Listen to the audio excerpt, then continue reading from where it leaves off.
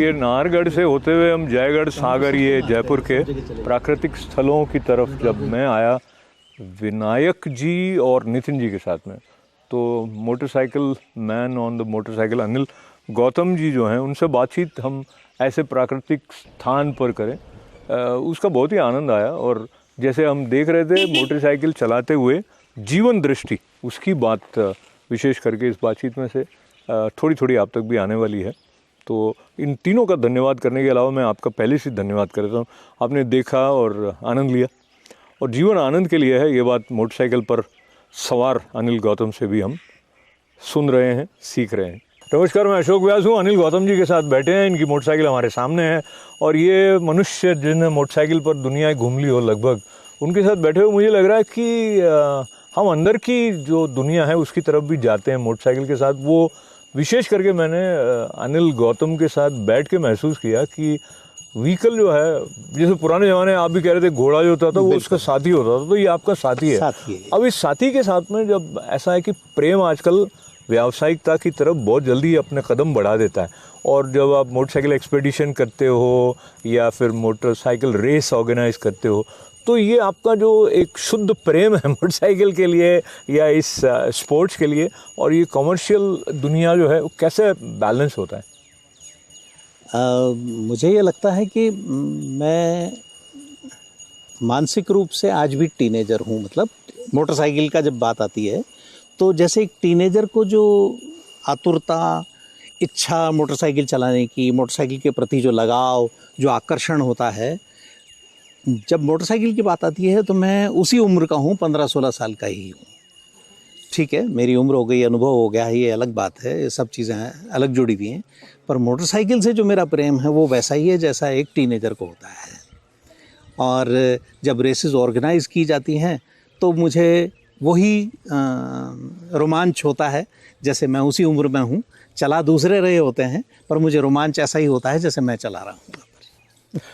काफ़ी सारी शाखाएं बाद में से निकलती हैं। एक क्या होता था, जब कोई ड्रामा करने वाले लोग होते हैं, वो ऑर्गेनाइजर्स होते हैं, तो वो देखते हैं जो भी टीम आई है परफॉर्म करने के लिए, उनकी एक्टिंग कैसी है, डायरेक्शन कैसा है वगैरह।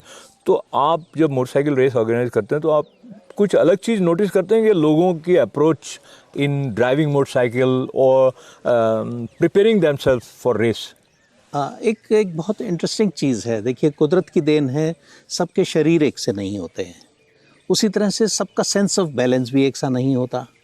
कोई हल्का, कोई लंबा है, कोई कद में छोटा है, कोई पतला मोटा है, कोई पतला है, और आपको लगता है कि यार ये शारीरिक रूप से अनफिट नज़र आ रहा है, लेकिन कई बार मज़ेदार बात ये होती है कि जो शारीरिक रूप से अनफिट दिख रहा होता है उसका सेंस ऑफ बैलेंस बहुत अच्छा होता है। तो ऐसी कई नई चीज़ें सामने आती हैं। मेरा एक अनुभव है, मैं बहुत हिंदुस्तान के एक नामचीन रेसर हुए हैं, अब मेरी थोड़ी एज हो गई है तो मैं उनका नाम भूल रहा हूँ। उनका वजन था 110 kilo and he remained in top 5 of India racers. Rally करते थे वो, मोटोक्रॉस नहीं करते थे। रैलीज़ के अंदर वो टॉप 5 में 5-6 साल तक लगातार बने रहे। बहुत बार उन्होंने रेसें जीती। तब मुझे लगा, मैंने कहा यार ये बड़ी अजीब बात है। हम उनसे मजाक भी करते थे, यार भाभी जी आपको ज़्यादा खाना खिलाती हैं इस तरह से। But he was a wonderful guy and a very good racer.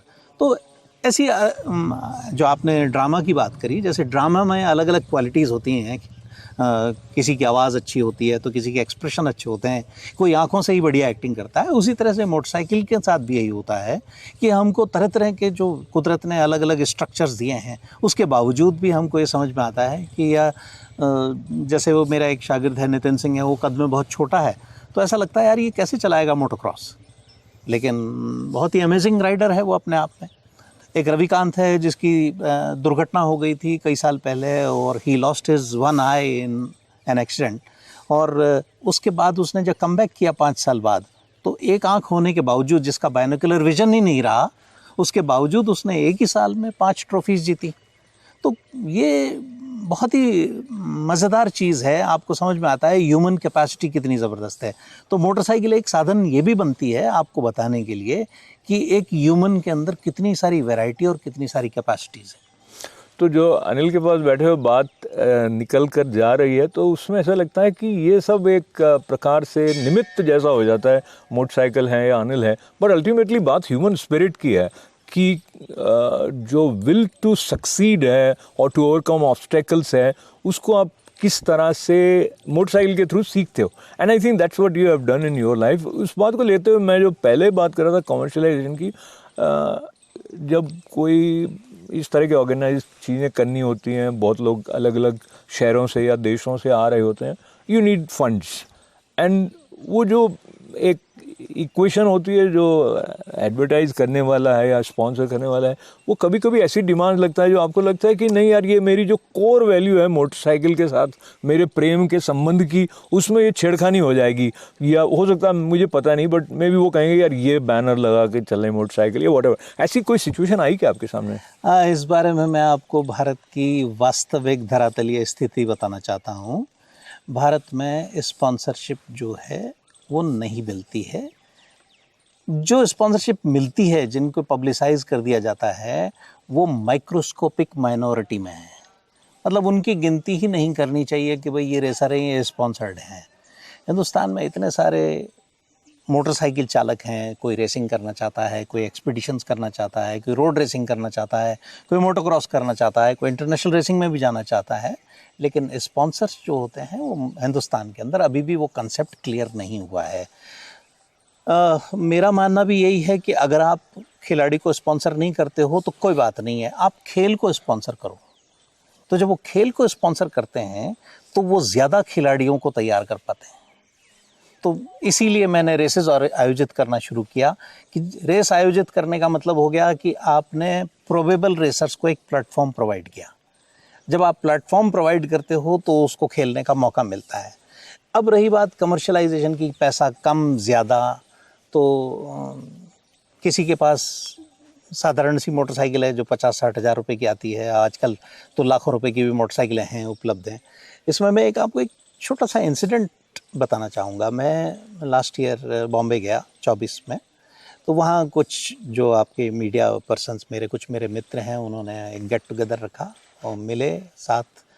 उनमें से एक व्यक्ति थे जो विदेशी मोटरसाइकिलों का वर्कशॉप चलाते थे। उनके पास सब मोटरसाइकिलें वो ही आती थी जो लैक्स ऑफ रुपीज़ की हैं।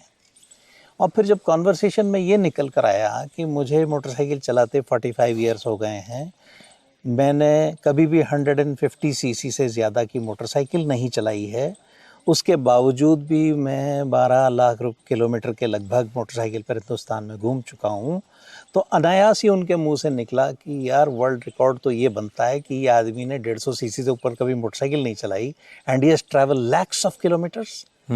तो कमर्शलाइजेशन की बात यह है कि मेरी क्षमता जो है वो 100 सीसी मोटरसाइकिल चलाने की है। मैं उसी की मेंटेनेंस अफोर्ड कर सकता हूँ, उसी का पेट्रोल अफोर्ड कर सकता हूँ।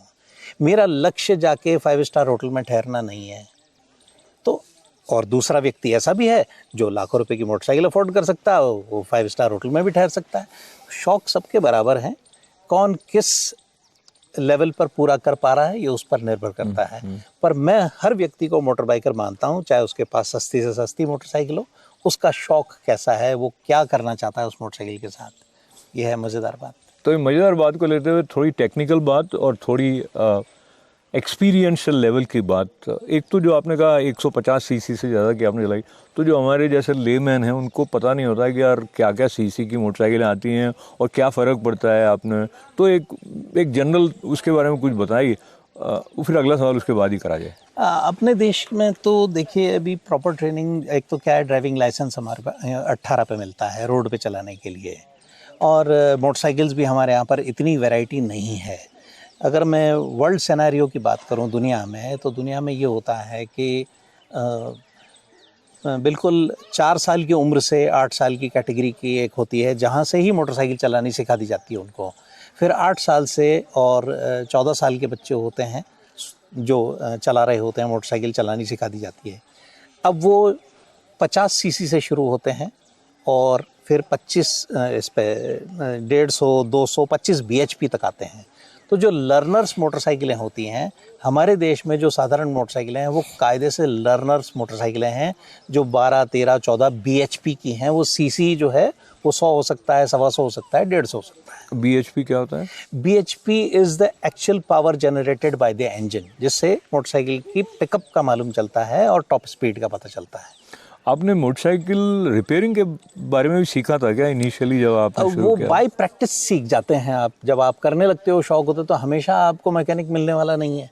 तो आप बाय प्रैक्टिस, जब आपको ज़रूरत पड़ गई, कहीं मोटरसाइकिल ख़राब हो गई, तो आपने मैकेनिक के यहाँ काम होते हुए देखा था, और आपका अगर इंटरेस्ट है, तो आपके पास टूल्स हैं, तो आप फिर सीख जाते हो थोड़ा थोड़ा। अच्छा, मोटरसाइकिल चलाने का जो मजा है वो अपना है, लेकिन बात करने का भी अपना मजा है। और बात जब आप अनिल गौतम से कर रहे हो, तो अनिल गौतम के साथ साथ हम उन अनुभवों की पगडंडी पर या राजमार्ग पर चलें जब आप पहली बार बहुत लंबे सफर पर अकेले मोटरसाइकिल पे निकले। क्या तैयारियां की थी, कहाँ गए थे? जब पहली बार किया था तो कुछ भी तैयारी नहीं थी, कुछ समझ ही नहीं थी, इतनी कम समझ थी। ड्राइविंग लाइसेंस मिला एज ए बर्थडे गिफ्ट।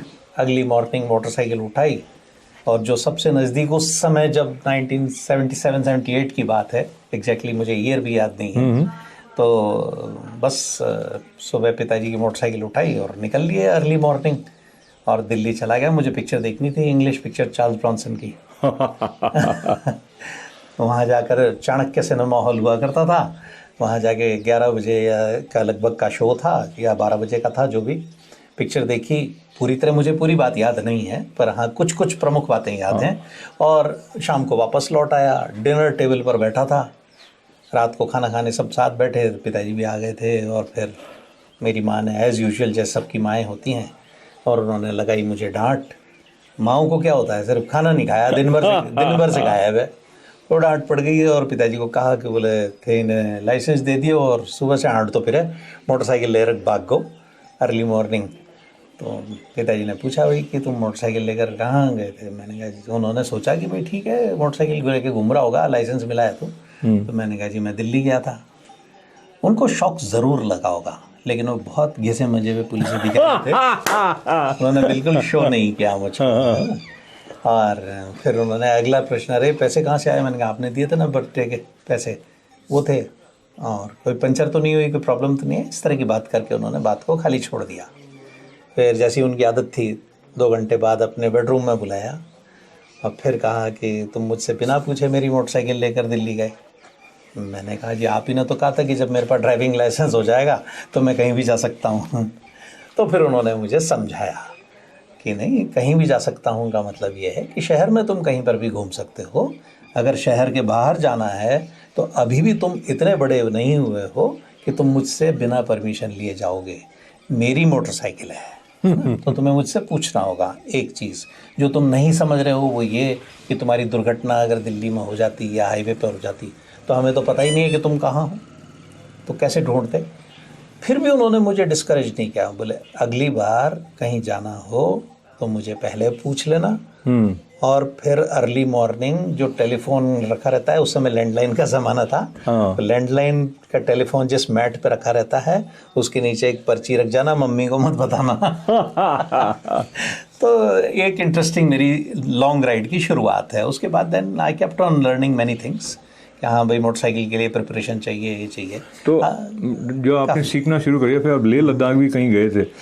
हाँ, लेह लद्दाख जाना एक बहुत ही सबको होता था। मैं भी जब थोड़ा सा समझने लगा, मैंने कहा ना इंटरनेट नहीं आया था ना, इंटरनेट आने बहुत बाद में आया। ज्योग्राफी का स्टूडेंट था, इसलिए था कि भाई हाँ ये भी एक जगह है। फिर लगा कि चलो देख के आते हैं, रास्ता भी नहीं मालूम किधर से जाएंगे, कुछ नहीं पता, पर ठीक है पहली बार पहुंच गए ढूंढते हुए। रास्ता क्या है, दिक्कत है, कोई परेशानी नहीं थी। और तब तक इतना एजुकेट हो चुके थे मोटरसाइकिल के बारे में कि पंचर हो गई तो पंचर चला लेंगे, उसमें टायर कैचर लगा के रखते थे, ट्यूब एक्स्ट्रा ले गए, ये टेक्निकल चीज़ें सीख चुके थे। अब टेक्निकल से ह्यूमन साइड में आते हैं, अलग अलग लोगों से मिलना होता है, कहीं छोटा मोटा कुछ प्रॉब्लम में आ गए हो तो भी किसी की हेल्प लेनी होती है। कोई ऐसा वाकया याद आता है आपको जो अनजान रास्तों में अनजान लोगों से मिलना हुआ, कैसा रिस्पॉन्स रहा, क्या क्या नई बात जैसी आपको लगी? जैसा कि मैं हमेशा कहता हूँ कि मेरा अनुभव ये है कि आप किसी से भी मदद मांगिए, आपको मदद मिलेगी। आप मेरी मोटरसाइकिल कलकत्ता के रास्ते के अंदर, शाम हो गई, हाईवे का काम चल रहा है, सड़क टूटी पड़ी है, और मेरी मोटरसाइकिल की हेडलाइट फ्यूज़ हो गई है और बिल्कुल घुप अंधेरा है, कोई रोशनी नहीं है, कोई आबादी नहीं मिल रही है। फिर मुश्किल से कहीं कोई नज़र आया, एक मोटरसाइकिल वाला, उससे पूछा तो उसने कहा कि हाँ साइड में रास्ता जा रहा है, इसमें अंदर जाओ और वहाँ मैकेनिक मिल जाएगा। अब गांव का रास्ता था, बंगाल था, गांव था, तो मुझे बंगाली बोलनी नहीं आती, उनको हिंदी कम आती। फिर भी मैं समहाउ मैनेज करके पहुंच गया एक जगह। तो जहाँ पहुंचा तो वर्कशॉप तो दिख गया मुझको, लेकिन वो बंद था। बगल में एक दर्जी की दुकान थी, टेलर की। वो उसको जाके मैंने रिक्वेस्ट करी, मैंने कहा यार भाई साहब मेरी मोटरसाइकिल ख़राब है और ऐसे ठीक हो सकती है क्या ये? तो बोला जी वो ये मैकेनिक अंदर ही रहता है, यहीं रहता है। तो मैंने कहा जी वो है नहीं, बंद हो गया है। तो आप देखिए वो टेलर ने फ़ोन, अपने फ़ोन से फ़ोन मिलाया, तब तक सेल फ़ोन का ज़माना आ गया था, पर वो ऑर्डिनरी वाले फ़ोन थे। फ़ोन मिलाया, वो नहीं मिल रहा है। उसने एक दो को पड़ोसियों को और आवाज़ दे ली, अरे ढूंढो इसको, पता लगाओ कहाँ गया ये वो। और फिर आधे पौन घंटे की मशक्क़त में, जितनी देर में उन्होंने मुझे बिठा के चाय भी पिलाई और आधे पौन घंटे की मशक्क़त में मिस्त्री को ढूंढ लाए। क्या हुआ? और मैकेनिक ने आके मेरी मोटरसाइकिल की वायरिंग को ठीक किया, मेरी मोटरसाइकिल की हेडलाइट जला दी। और फिर मैंने जब कहा कि भाई आपकी मेहनताना, तो उन्होंने वो लेने से मना कर दिया। अरे बोले आप तो ट्रैवलर हो, अरे ख़राब हो गई कोई बात नहीं है ये वो। तो ये मेरा अनुभव तो ज़्यादातर ऐसा ही है कि लोग अच्छे लोग ही मिलते रहे हैं। आपने कितने राज्य कवर किए ऐसे मोटरसाइकिल पे लगभग? अब अगर देखा जाए तो उड़ीसा से मैं 2 बार क्रॉस हुआ हूँ, लेकिन मैं ये नहीं कह सकता कि मैंने उड़ीसा देखा है। 2 बार आर पार ज़रूर निकला। तो अगर मेरी अब अगली इच्छा है तो वो यही है कि उड़ीसा मुझे जाके देखना है। बाकी तो मैं हिंदुस्तान के लगभग सभी राज्य, अच्छा, शायद ही कोई ऐसा स्टेट हो, ईस्टर्न मोस्ट पॉइंट से लेके वेस्टर्न मोस्ट पॉइंट भारत का लैंड जो मेन लैंड पर है, और नॉर्दर्न मोस्ट पॉइंट से लेके सदर्न मोस्ट पॉइंट जो मेन लैंड पर है। जैसलमेर भी गए? जैसलमेर तो पड़ोस में है मेरे। हाँ नहीं, मगर गए चाय क्या? पीने चला जाता हूँ। अच्छा ठीक है। बात करते हैं, वो एक ट्रॉफी जैसी होती है रेस में जीते, ऐसी आपको ट्रॉफी मोटरसाइकिल रेस में सबसे पहली कब मिली? मैं वो रेसर हूँ जो उस उम्र में तो मैंने रेसिंग शुरू की जब अक्सर लोग रिटायरमेंट की तरफ पहुँच जाते हैं। 33 की एज में मैंने अपनी जीवन की पहली रेस की थी। अच्छा। क्योंकि मैंने जैसा बताया मैं तो टूरर था, मैं तो मोटरसाइकिल पर घूमना चाहता था। लेकिन कहीं संपर्क में आया तो मुझे लगा कि ये भी एक मोटरसाइकिल का आयाम है, इसको भी चखना चाहिए, इसकी भी तान चखनी चाहिए। तो एक माउंटेन चैलेंज करके रेस हुआ करती थी जो दिल्ली से शिमला की तलहटी में, और वहाँ वापस आके ख़त्म होती थी। तो 2 दिन की रेसिंग थी वो, और वो मैंने 95 में, पूरे 30 साल हो गए। और यही अक्टूबर का महीना था लगभग। तो 30 साल पहले मैंने वो पहली रेस अपनी चलाई और वो DNF हो गया मैं उसमें दूसरे दिन। इसको कहते हैं डिड नॉट फिनिश। अच्छा। अगले दिन मेरी मोटरसाइकिल का चेन स्प्रॉकेट शेव ऑफ हो गया और मुझे दिल्ली आते आते रात के 3 बज गए। अच्छा। किसी तरह से मैनेज करके मैं दिल्ली पहुंचा। वो मेरी रेसिंग का पहला अनुभव था। एक बार तो दिल टूट गया था कि छोड़ो, अपने बस की बात नहीं है ये। लेकिन साल भर लगा, फिर अगले साल मैंने हिम्मत जुटाई, साहस तो था ही। फिर दूसरी मोटरसाइकिल ली और फिर मैंने उससे पार्टिसिपेट किया। उससे मैंने रेस फिनिश की तो मेरी हिम्मत बढ़ गई कि अच्छा मैं रेस तो चला सकता हूँ। हालांकि मैं बहुत थक गया था, वो मेरे टेरेन मेरे पसंद का नहीं था। वो माउंटेन्स थे, पत्थर थे, डाउन हिल बड़ा ख़तरनाक था। तो मुझे लग रहा था कि शायद नहीं है ये मेरे लिए ठीक, लेकिन फिर मैंने चलाई। फिर अगले साल फिर मैंने कोशिश करी कि एक रेस एक बार और ट्राई करते हैं। तब तक मैं 35 साल का हो गया था। तो उस साल मैंने माउंटेन चैलेंज चलाने की जगह, मुझे किसी, जब तक कुछ रेसरों से जान पहचान हो गई थी, तो एक रेसर था, उसने कहा कि आप जिस तरह की कमियां देखते हो रेसिंग की ऑर्गेनाइजिंग में, अगर आपको अच्छी वाली ऑर्गेनाइजिंग की रेस चलानी है तो आप पूना जाओ। अच्छा। पूना में इस बार जो पूना में हो रही है वो श्रीकांत करानी है, सबसे पुराने ऑर्गेनाइज़र हैं, उनकी रेस चलाओ, आपको ये दिक्कत नहीं आएगी। क्या दिक्कत आती थी? मैनेजमेंट प्रॉब्लम था। मतलब वो जो एक बिहेवियर होता है स्पोर्ट्स में, जैसे आप किसी के यहाँ खेल, मैं फुटबॉल खिलाड़ी था, तो हम जब दूसरे स्टेट में खेलने के लिए जाते थे तो वी वर बेसिकली गेस्ट। सही है, सही है। And they were the host. वो यहाँ नहीं मिल रहा था। अच्छा। उसको यहाँ थोड़ा सा मज़ा नहीं आ रहा था। वहाँ पहुँचा तो श्रीकांत करानी की हर चीज़ प्रॉपरली ऑर्गेनाइज थी उनकी इवेंट में। मज़ा आया मुझे चलाने का। पूना में 97 की बात है। और मैंने अपने जीवन की पहली ट्रॉफी भी जीती वहाँ पर। ये फिर उसके बाद और चलाई मैंने जयपुर में भी एक, फिर एक वो माउंटेन चैलेंज जो थी वो डेजर्ट चैलेंज होके राजस्थान में आ गई। अच्छा। तो राजस्थान में आ गई तो मेरा टेरेन था, मैंने फिर एक ट्रॉफी जीती यहाँ पर। लेकिन सही मायनों में जो हिंदुस्तान की उस समय की सबसे बड़ी रेस थी और शायद अभी तक है, वो थी डेजर्ट चैलेंज। 4 दिन की रेसिंग थी, दिल्ली से स्टार्ट होके जैसलमेर का चक्कर खा के और जयपुर में आके ख़त्म होना। लगभग 2000 किलोमीटर कैमल कार्ट रूट, जहाँ ऊँट लड्डे चलते हैं, ऐसे रेत के अंदर ही दौड़ानी थी, सुबह से शाम, रात का रेस्ट, अगले दिन फिर। उसमें मैं 44 साल की उम्र में फर्स्ट आया। ओके, क्या हुआ? तो वो बड़ा रोचक था और मज़ेदार था, और आज तक उसी टैग को लेके ज़िंदगी के मज़े ले रहा हूँ। अजय, साहस कब आया था ऐसे एडवेंचर एक्सपेडिशन? साहस का ओरिजिन तो 98 अप्रैल है। अच्छा। लेकिन इसका बीज पड़ गया था 85 में, जब मैं उदयपुर पहुंचा। मेरे पिताजी उदयपुर पोस्टेड थे और उन्होंने मेरे से कुछ दिन भर के प्रश्न पूछे कि पेट्रोल का कैसे करता है, पंचर हो जाती है तो क्या करता है, और मैंने उनके सबके उत्तर दिए। तो उन्होंने फिर बाद में कंक्लूड करके मुझको एक आता, मेरी उम्र 22-23 साल की उम्र थी, मुझे इतनी समझ भी नहीं थी, तब उन्होंने कंक्लूड करके कहा कि ये जो तेरा स्व अर्जित ज्ञान है, इसको बांटने के बारे में सोचना, वरना ये तेरे साथ ही चला जाएगा। हिंदुस्तान का हर युवा तेरी तरह मोटरसाइकिल पर भ्रमण करना चाहता है, हर टीनेजर से लेके और प्रौढ़ होता हुआ व्यक्ति तेरी तरह मोटरसाइकिल पर घूमना चाहता है, जैसे मैं तुझे करने दे रहा हूँ। उन्होंने दे रखी थी परमिशन, तो ठीक है, मैं कर पा रहा था। तो तब ये बीज तो वहाँ पड़ गया था 1985 में। लेकिन फिर मैं भी बच्चा ही था, करियर की लड़ाई थी, उगी तो रहे थे, इतनी समझ भी नहीं थी। फिर थोड़ी मिडिल एज एड आई, थोड़ा सेटल हो गए, फिर बन गया। फिर ये 98 में साहस बना। तो चलते चलते तो नहीं, लेकिन फिर भी चलते चलते में मुझे लग रहा है कि अनिल के साथ खड़े हों, प्यार की बातें हो रही हो, तो प्यार भरा गीत होना एक आवश्यकता बन जाती। वो गीत मुझे मालूम है आपका कौन सा प्यार वाला है, और उसको मैंने खुद महसूस भी किया है। और प्यार बांटते चलो वाली पंक्ति को याद करते हुए मैं आपसे आपका प्रिय गीत सुनाने का मुखड़ा थोड़ा सुनाइए। उस गीतों की जो, उस गीत की जो 2 लाइनें हैं, वो बहुत ही वो एक्चुअली मेरी फ़िलॉसफी है। और मुझे लगता है कि उस फिलॉसफी से एक मनुष्य को बहुत ही सुकून मिलता है। धूप थी नसीब में, धूप में लिया है दम, चांदनी मिली तो हम चांदनी में सो लिए, जो भी प्यार से मिला हम उसी के हो लिए, जो भी प्यार से मिला हम उसी के हो लिए। क्या बात है भाई। तो हम तो सारी दुनिया के हो गए कि सारी दुनिया प्यार से मिल रही है, और प्यार से मिलते हुए अनिल के साथ में मुझे लगा कि इन्होंने अपना जो प्यार है वो बाकी लोगों के साथ, जो मोटरसाइकिल प्रेमी हैं, उनके साथ भी बांटा और एक अलग परिवार सा बन गया।